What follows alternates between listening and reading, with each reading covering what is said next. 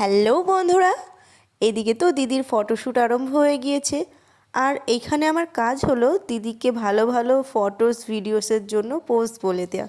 তো আমি আমার কাজটা ভালোভাবেই করেছিলাম। তারপরে চলে গিয়েছিলাম খাবার খেতে। এটা ছিল দুপুরের লাঞ্চ। তো লাঞ্চে খেয়েছিলাম ভাত, ডাল, মাছের তরকারি। তারপর সুন্দর করে সেজে গুজে চলে গিয়েছিলাম জল সইতে।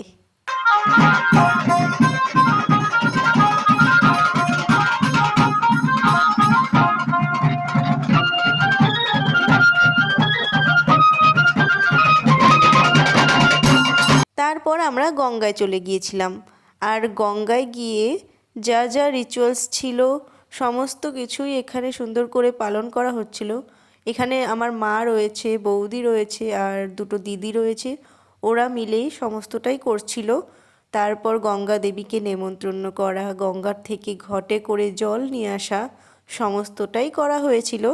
তারপর এইগুলো করে আমরা আবার বাড়ির জন্য রওনা দিয়েছিলাম। বাড়ি আসতে আসতে প্রায় সন্ধ্যাই হয়ে গিয়েছিল। এসে নিয়ে খুব তাড়াতাড়ি করে দিদির গায়ে হলুদটা করা হয়েছিল।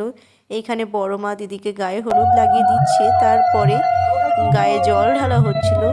তো এভাবেই আজকের ভিডিওটা এখানেই শেষ করছি। নেক্সট পার্টে দিদির বিয়ের ভিডিওটা তোমাদের সাথে শেয়ার করব। আর আমার পাশে থেকো সকলে, টাটা।